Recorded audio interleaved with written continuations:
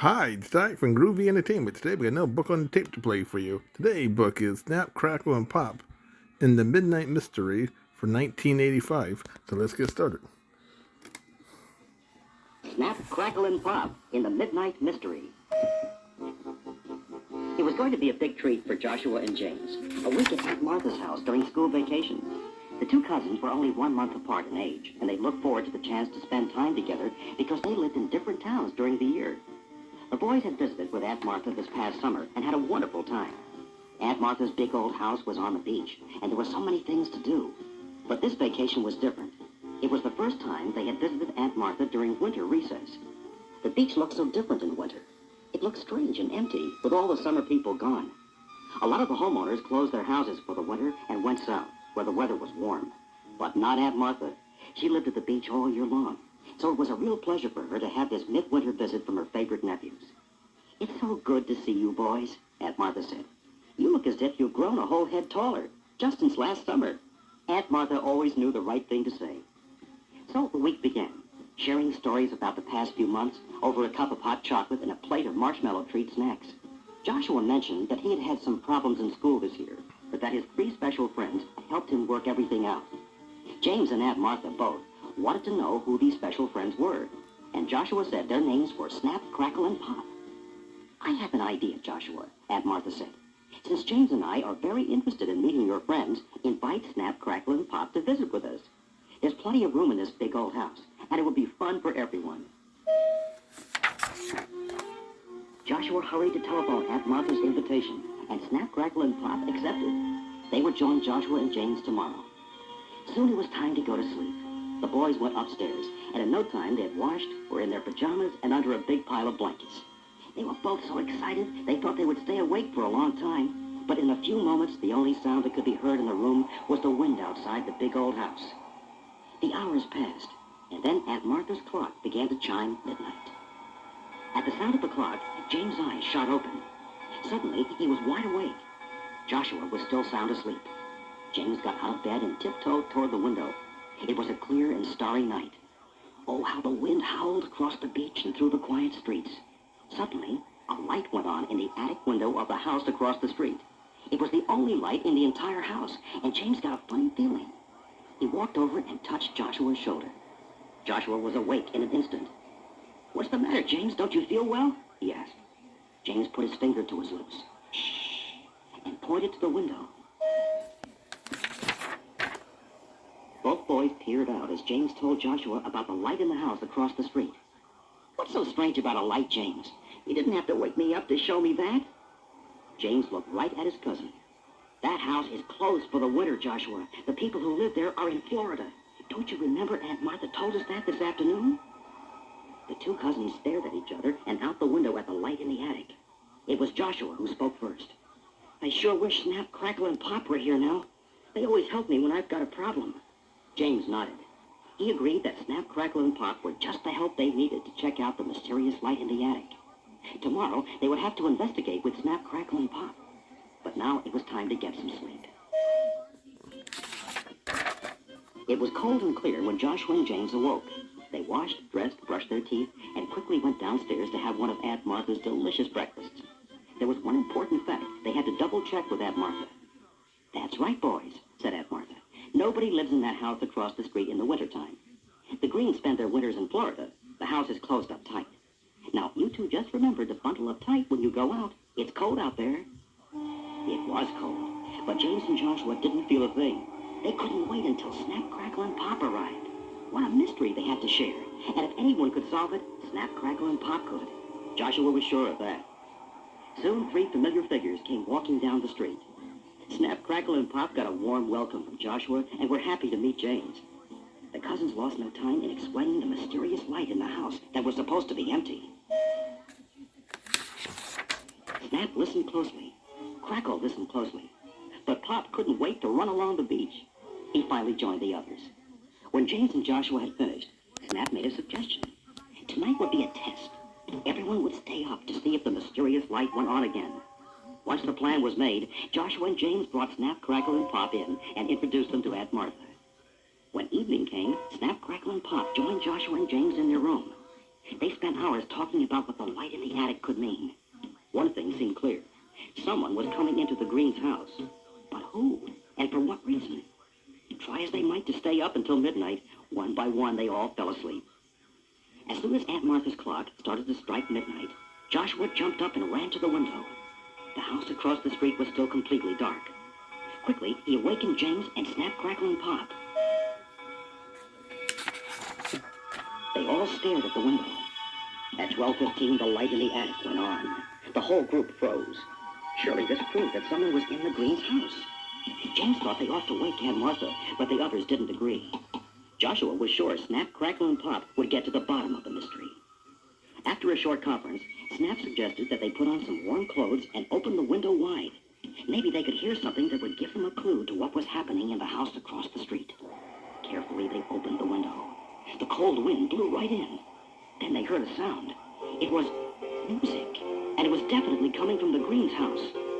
Snap called everybody back into the room and closed the window. He had an idea that might solve the mystery. Next morning at breakfast, Joshua and James asked Aunt Martha a whole lot of questions about Mr. and Mrs. Green. Why are you so interested in the Greens? The boys just kept asking questions. No, the Greens do not have a piano, said Aunt Martha. These are the strangest questions. And Mr. Green worked for the telephone company before he retired. He was not a musician, at least not to my knowledge. Joshua and James quickly glanced at Snap, Crackle, and Pop with excitement in their eyes. No piano in the house. Snap was ready with an idea. He suggested that the boys write a note and leave it on the front door of the Greens' house. Crackle and Pop said they'd be brave enough to stick the note on the door. During the day, of course. But what to write? Finally, the note was finished. Enjoyed the music. We'd like to meet you. Signed, JJSCP. That should do it, thought James. Whoever was coming to the Greens' house at midnight would know that the visit had been discovered. Would that mysterious someone answer the note? All there was to do was to put up the note and wait one more night. As always, Aunt Martha's clock chimed at midnight. 5 pairs of eyes stared out the window. This time, the light didn't go on until 12:20. Whoever was there must have seen the note. There was nothing to do but wait until morning. As soon as breakfast was over, Snap, Crackle, and Pop and the boys went over to check their note and see if there was an answer. On the door was a sign that said, Concert Saturday, 3 p.m., all invited. The boys decided they had to tell Aunt Martha about what was going on. They raced home and explained to their aunt all about the light in the attic of the Greens' house after midnight. And now, a concert on Saturday. Saturday? That's tomorrow, said Aunt Martha. Well, things certainly aren't dull when you two are here with Snap, Crackle, and Pop. I say we all go tomorrow and see who's been making music in the attic of the Greens' house. But just to be on the safe side, I'm going to call Chief Ryan of our local police and tell him what's been going on. That gave Snap, Crackle, and Pop an idea. Perhaps Tony the Tiger and his children, Tony Jr. and Antoinette, would enjoy the concert, along with Toucan Sam. Well, as long as we're going to have some protection, I guess there's no harm in inviting a few more people, explained their aunt. Go telephone them and ask them to come for lunch, said Aunt Martha. Saturday afternoon, Tony the Tiger, Tony Jr., Antoinette, and Toucan Sam all arrived together. After one of Aunt Martha's special lunches, everyone was ready to go across the street and get to the bottom of the mystery. Chief Ryan came just in time to escort the whole group to the concert. On the front door of the Greens' house was a big sign. Welcome to Concert in the Attic. Please follow the arrows.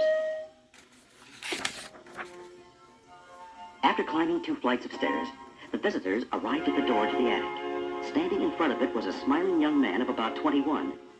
Stephen, is that you? Said Aunt Martha. Why, I can hardly recognize you. You used to come out here when you were James and Joshua's age to visit your aunt and uncle, Mr. and Mrs. Green. But I haven't seen you in several years. What have you been doing aside from scaring Snap, Crackle, Pop, and my 2 nephews?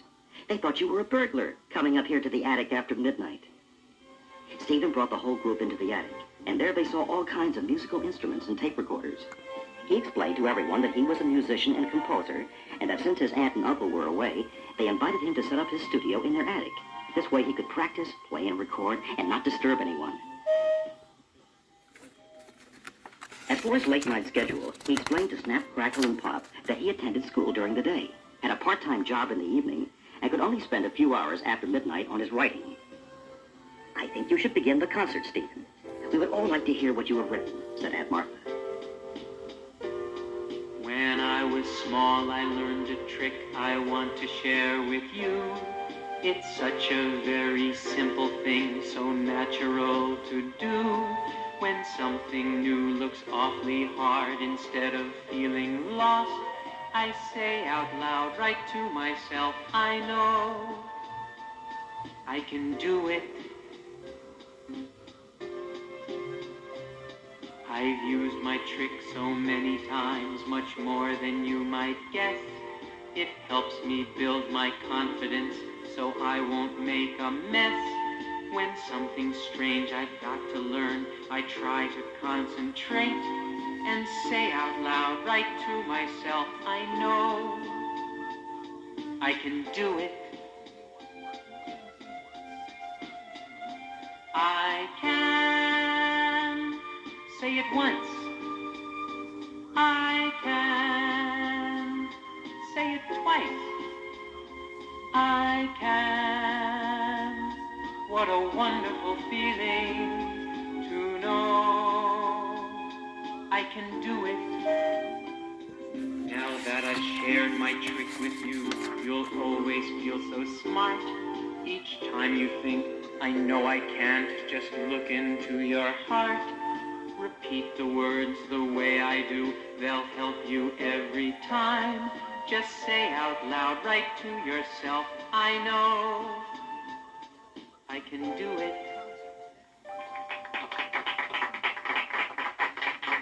Great song, he told Stephen. Tony the Tiger led the applause. Tony Jr. and Antoinette agreed. Toucan Sam had a rhyme for the occasion. It looks like music was the key to solve the midnight mystery. Snap and Crackle had a hard time chasing Pop away from Stephen's instruments. He wanted to play each one. Joshua and James looked very happy. Even Chief Ryan was smiling. What an exciting vacation this has been. Aunt Martha went over and kissed Stephen. Thank you, Stephen, for your lovely song. Thank you, Chief Ryan, Tony the Tiger, Tony Jr., Antoinette, and Toucan Sam for coming. And thank you, Snap, Crackle, and Pop, for helping Joshua and James to solve the midnight mystery.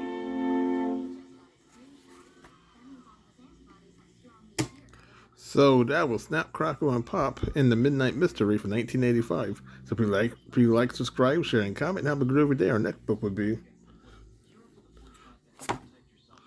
Barbie Mystery of Mermaid Bay.